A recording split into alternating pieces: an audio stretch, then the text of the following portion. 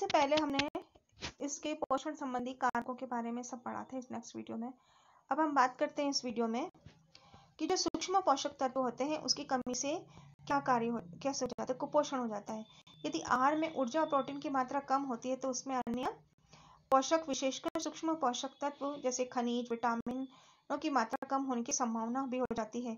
सूक्ष्म पोषकहीनता के लिए छिपी भूख जैसे शब्द का प्रयोग लाया जा सकता है। स्वास्थ्य की संबंधित मुख्य हीनता लौह तत्व, विटामिन ए, आयोडीन, जिंक की होती है। अतिरिक्त विटामिन B12, फोलिक अम्ल, कैल्शियम, विटामिन डी और राइबोफ्लेविन की भी चिंता बढ़ जाती है। देखिए कुपोषित बच्चे आपको दिख रहे हैं, देख के बहुत तकलीफ हो रही है ऐसे बच्चे की, है ना, कि कितनी तकलीफ है। फिर हड्डी का ढांचा हमें दिखाई दे रहा है और कुछ नहीं। देखिए पैर मुड़ गए हैं, इसमें बहुत ज्यादा मतलब माइक्रोन्यूट्रिशन की कमी से कितने गंभीर रोग हमें देखने को मिलते हैं और जनसंख्या का भार और बढ़ रहा है, तो ये कितनी गंभीर स्थिति हमारे सामने उत्पन्न हो रही है। लौह तत्व की कमी से बात करते हैं। लौह तत्व की कमी से, आयरन की कमी से IDA यह विश्व की सबसे अधिक सामान्य विकार है। यह विकसित व विकासशील दोनों देशों में हो सकता है। इसके प्रति संवेदनशील वर्ग है। गर्भ धारण करने वाली कम आयु की महिलाएं, किशोर बालिकाएं, गर्भवती महिलाएं, विद्यालय आयु वाले बच्चे लौह तत्व की कमी से अरक्तता तब होती है जब शरीर में हीमोग्लोबिन का बनना कम हो जाता है। इसके परिणाम क्या होता है कि रक्त में हीमोग्लोबिन का स्तर कम हो जाता है और हीमोग्लोबिन कम होने के कारण उसकी दर निर्भर करती है, चूंकि शरीर में ऑक्सीजन की पहुंचना हीमोग्लोबिन के माध्यम से ही आवश्यक होता है। ठीक है, अतः किसी भी शरीर की परिश्रम से में सांस फूलने लगती है, थोड़े परिश्रम से हाँफने लगता है, व्यक्ति थकावट महसूस करता है और निढाल महसूस करता है। लौह तत्व की कमी के कारण दिखाई देने वाले संकेतों का सामान्य पीलापन हो जाता है, नेत्र श्लेष्मा, जीभ, नख परतों के कोमल तालु में पीलापन आ जाता है। बच्चों में संज्ञानात्मक क्रियाएं एकाग्रता नहीं कर पाती है, स्मरण शक्ति कमजोर हो जाती है, ध्यान केंद्रित नहीं करता, बुरी तरह से प्रभावित होता है। ठीक है, लौह तत्व के जो हीमोग्लोबिन होता है, हीमोग्लोबिन के माध्यम से ही ऑक्सीजन हमारे शरीर में प्रवेश करता है, पूरे शरीर में घूमता है। तो हमारे शरीर में ऑक्सीजन का लेवल बराबर रखने के लिए, और कार्य ऑक्सीजन से ही संपन्न होता है, इसको बराबर रखने के लिए लौह तत्व की पूर्ति आवश्यक होती है। सबसे ज्यादा जरूरी है कि हम आपको बता रही हूँ मैं उपाय, आप लोगों को पता होगा वैसे तो, गुड़ और चना। ठीक है, काले चने जो होते हैं और उसके साथ गुड़, आप उसका सेवन करें तो हीमोग्लोबिन की मात्रा को कंट्रोल कर सकते हैं। ठीक है, ऑक्सीजन का ज्यादा वाहक है। अब हम बात करेंगे विटामिन ए की कमी से। BAD, आप जानते हैं कि विटामिन ए स्वास्थ्य उपकला, एपिथेलियम, सामान्य दृष्टि, वृद्धि, रोग प्रतिरोधक की आवश्यक होता है। विटामिन ए की कमी से रतौंधी हो जाती है, सही उपाय नहीं किए जाने पर उसके अंधतापन भी परिवर्तित है, साथ ही संक्रमण के प्रतिरोध कम हो जाता है, शरीर की वृद्धि बुरी तरह से प्रभावित होती है। विटामिन ए की कमी से संक्रमण की बीच दुष्कर्म हो जाता है। विटामिन ए की कमी से छोटे बच्चों के लिए अंधेपन का मुख्य कारण है। तो विटामिन ए की कमी से अंधापन हमें दिखाई देता है। ठीक है, तो इसलिए विटामिन ए की पूर्ति के लिए हमें पीली सब्जियां, हरी सब्जियों का प्रयोग करना चाहिए, पीले फलों का प्रयोग करना चाहिए, ताकि वो उसके जो विटामिन ए की कमी नहीं हो। अब आयोडीन हीनता विकार, IDD, सामान्य मानसिक व शारीरिक वृद्धि विकास के लिए आयोडीन की आवश्यकता होती है। आयोडीन हीनता विकार परिस्थिति परिघटक के अधिकतम मृदा मिट्टी में आयोडीन की कमी हो जाती है। भारत के कई राज्य ऐसे हैं जिसमें आयोडीन हीनता विकार हमें पाया जाता है, जैसे कि हिमालय क्षेत्र में जम्मू कश्मीर से लेकर अरुणाचल प्रदेश, आंध्र प्रदेश, कर्नाटक, केरल, महाराष्ट्र, मध्य प्रदेश।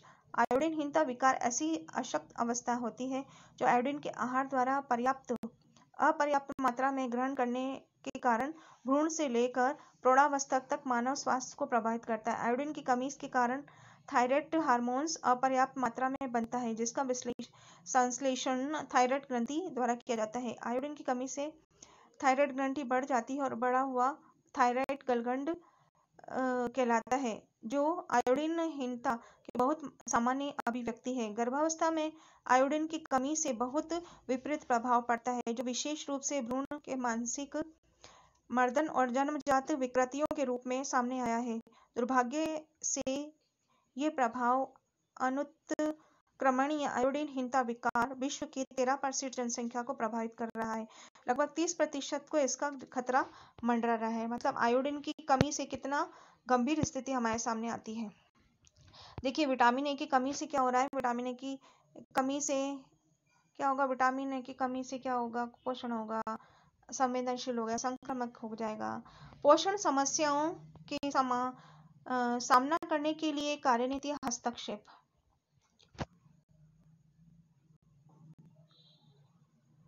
जैसे कि हमारे पूर्व प्रधानमंत्री मनमोहन सिंह ने अपने एक भाषण में कहा था कि कुपोषण ही की समस्या राष्ट्र के लिए एक शर्म का विषय है।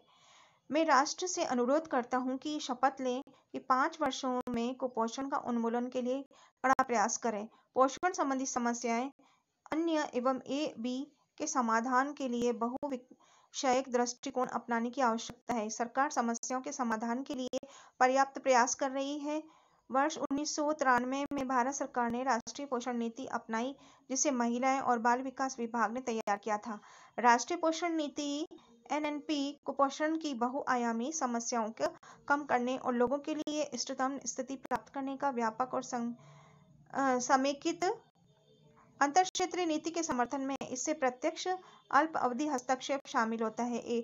0 से 6 वर्ष के आयु के बच्चे, संवेदनशील बच्चों की, सभी गर्भवती महिलाओं के लिए, सभी दुग्ध पान कराने वाली माताओं के लिए समेकित बाल विकास योजना ICDS, आवश्यक खाद्य पदार्थों का पुष्टिकरण, नमक का आयोडीन द्वारा प्रबलीकरण होता है। महिलाओं के सहयोग से देशी व स्थानीय उपलब्ध कच्चे माल से कम कीमत वाले पोषक खाद्य पदार्थों का उत्पादन करना, उन्हें लोकप्रिय बनाना, संवेदनशील वर्गों में सूक्ष्म पोषक तत्वों की कमी पर नियंत्रण लाना, जैसे बच्चे, गर्भवती महिलाएं, दुग्ध पान कराने वाली माताओं में लोक तत्व, विटामिन ए, फोलिक अम्ल, आयोडीन की कमी।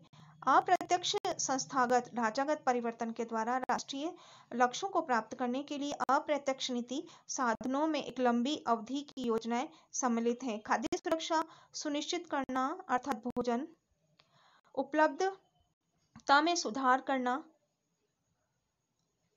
पोषण की दृष्टि से पोषण तत्वों की युक्त पदार्थों की उपलब्धता को सुनिश्चित करके आहार पद्धतियों में सुधार लाना, रोजगार परक योजना और जन वितरण प्रणाली, भूमि सुधार लागू करना, स्वास्थ्य व परिवार कल्याण में सुधार करने, खाद्य पदार्थों में मिलावट रोकथाम, मीडिया को सम्मिलित करना, आधारभूत पोषण की जानकारी देकर पोषण कार्यक्रमों की निगरानी करके महिलाओं शिक्षाओं साक्षरता के स्तर में सुधार करके समाज की भागीदारी से ग्रामीण व शहरी गरीबों की गरीबी का कम करना, विभिन्न कार्यनीतियों में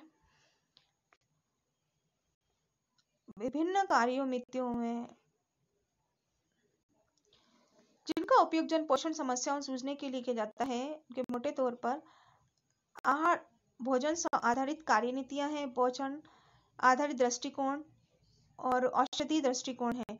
आहार व भोजन आधारित कार्यनीतियां ये निवारक व व्यापक योजना है जो पोषण की हीनताओं पर काबू पाने के लिए एक माध्यम के रूप में भोजन का प्रयोग करती है। यह सूक्ष्म पोषक तत्वों की कमी को रोकने के लिए सूक्ष्म पोषक समृद्ध खाद्य पदार्थों की उपलब्धता, उपभोग को बढ़ाकर महत्वपूर्ण भूमिका निभा सकती है। इस कार्यनीति का सबसे बड़ा लाभ यह है, यह दीर्घोपयोगी, इसके लाभ लंबी अवधि तक मिलने रहेंगे। दूसरा लाभ यह कि लागत प्रभावी है, विभिन्न सांस्कृतिक व आहारी परंपराओं के लिए अपनाए जा सकते हैं। अधिक महत्वपूर्ण यह है कि इसमें अति मात्रा या अविशालता का खतरा नहीं रहता है, जैसा कि पोषण आधारित औषधीय दृष्टिकोणों से हो सकता है। कुछ महत्वपूर्ण भोजन आधारित उपागमों में सम्मिलित है। आहारी विविधताएं जैसे रूपांतरण, परिवर्तन, बागवानी हस्तक्षेप जैसे पहलू, बागवानी पोषण, स्वास्थ्य शिक्षा, भोजन पुष्टिकरण। पोषण आधारित अथवा औषधीय दृष्टिकोण, इस दृष्टिकोण में संवेदनशील समूह के पोषक पूरक भोजन पदार्थ दिए जाते हैं, अर्थात उन लोगों को जिसमें कमी का खतरा है, वे उसमें पोषण की कमी है। वह भारत में विशेष रूप से विटामिन ए के लौह तत्व के लिए उपयोग किए जाने वाले एक अल्पावधि रीति है। ये पूरक कार्यक्रम अधिकतर महंगे होंगे। इसमें क्या शामिल किया जाए है, इस संबंध में समस्या भी हो सकती है। विभिन्न पोषकों के लिए मुख्य रूप से समूह भिन्न भिन्न हो सकते हैं। सामग्री 1 में 2 दृष्टिकोणों की तुलना की गई है। याद रखें कि दीर्घकालीन लक्ष्य पूर्ति भारत के बजाय भोजन आधारित दृष्टिकोणों के लिए की गई है। देखिए हमें ये नजर आ रहे हैं बच्चे जो कुपोषित है, पोषण के आहार करना, ठीक है, स्विट्जरलैंड का है ये। इसमें देखिए इस बच्चे की आंखों में एक पुतली सी नजर आ रही है, मतलब इसको दिखने में प्रॉब्लम आ रही है। इसकी जो आंख की झिल्ली है उसके अंदर विटामिन ए की कमी से ये सब हो गया है। इसमें विटामिन ए के स्रोत क्या है? पीले सब्जियां, फल, लाल सब्जी, हरी पत्तेदार सब्जियां, इसकी हमें जरूर खाना चाहिए। तो आंखों की प्रॉब्लम इससे मिटती है, पीली, लाल और हरी, ठीक है। ये है ड्रग्स दे रहे हैं, विटामिन ए की गोलियां, फॉलिक अम्ल दे रहे हैं, ये वजन नाप रहे हैं, ये सर्वे कर रहे हैं और माताओं से परामर्श कर रहे हैं, ठीक है। इसके बाद हम बात करेंगे इसमें अल्प पोषण कम करने के लिए विभिन्न हस्तक्षेप। जो अल्प पोषण है, हस्तक्षेप है, इसमें किए गए उचित है, लाभ है, चुनौतियां और हानियां हैं। इसमें पोषक तत्व आ रहा है। पोषक तत्व के अंतर्गत पोषक तत्व, फिर है डॉक्टरी उपचार, रोकथाम है, विशिष्ट लक्ष्य समूहों के लिए कार्यक्रम है, संबद्ध दीर्घ उपयोगी है, फिर दूसरे उपायों के लिए अधिक महंगे शारीरिक क्षेत्र। इसके बाद है भोजन आधारित अथवा आहार आधारित नीतियां। इसमें है पुष्टिकरण, भोजन के पोषक द्वारा पुष्ट करना, रोकथाम है, सार्वभौमिक, सभी के लिए, बहुत अधिक मूल्य प्रभाव, दीर्घोपयोगी, व्यापक क्षेत्र के लिए।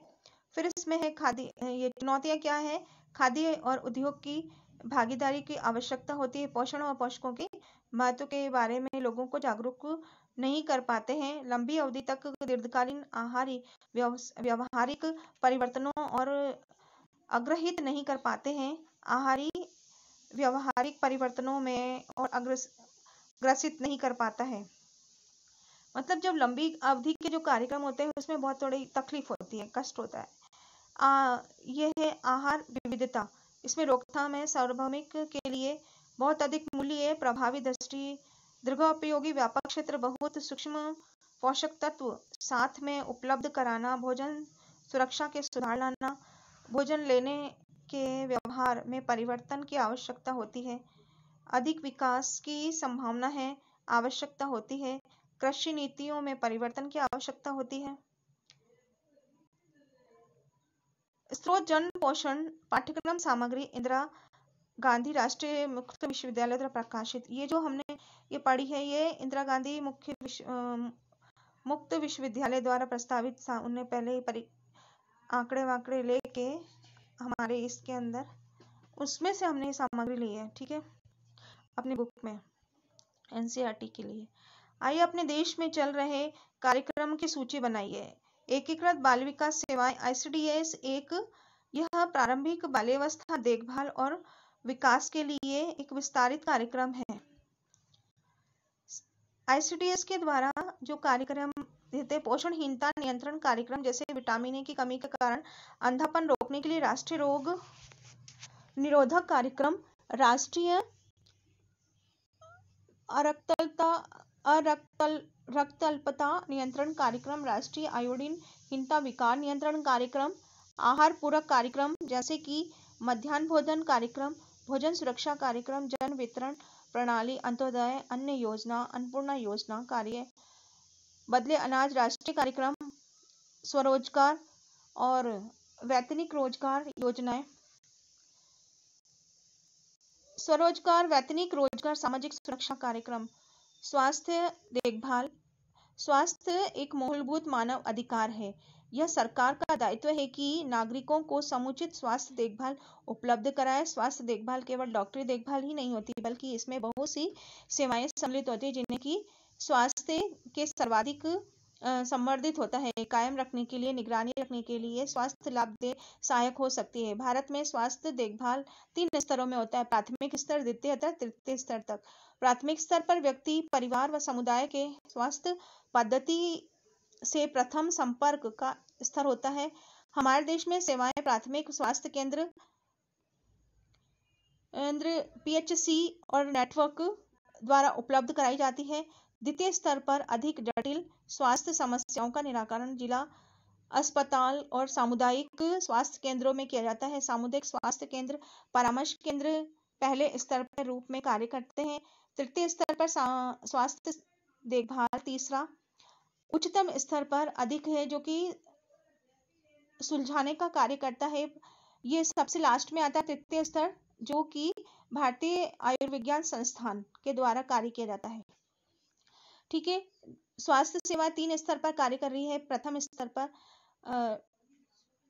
स्वास्थ्य केंद्र या पीएचसी के द्वारा, द्वितीय स्तर पर अस्पताल में, और तीसरे स्तर पर भारतीय आयुर्विज्ञान संस्थान में, जो भी जहाँ पे शोध होते हैं, कार्य होता है। ठीक है, सरकार के द्वारा जो नीतियां बनाई जाती है, विभिन्न आंकड़े एकत्रित किए जाते हैं, परीक्षण किया जाता है, ये तीसरे स्टेज पे कार्य हो रहा है भारतीय आयुर्विज्ञान संस्थान के द्वारा। अब इसका कार्य क्षेत्र क्या आ जाता है? जन पोषण विशेषज्ञ की भूमिका। पोषण स्वास्थ्य की एक महत्वपूर्ण निर्धारक है। पूरे विश्व में परिवर्तित हो रहे स्वास्थ्य परिदृश्य ने जन पोषण विशेषज्ञों को चुनौती में बढ़ा दी है। जन पोषण विशेषज्ञ सामुदायिक विशेषण विशेषज्ञ भी कहलाते हैं। वे जो महत्वपूर्ण क्षेत्र में भली भांति प्रशिक्षित साधन संपन्न होते हैं। वे स्वास्थ्य संवर्धन, बीमारियों की रोकथाम के सभी कार्यनीतियों में सहभागी बनने के लिए पूर्ण रूप से उपयुक्त होते हैं।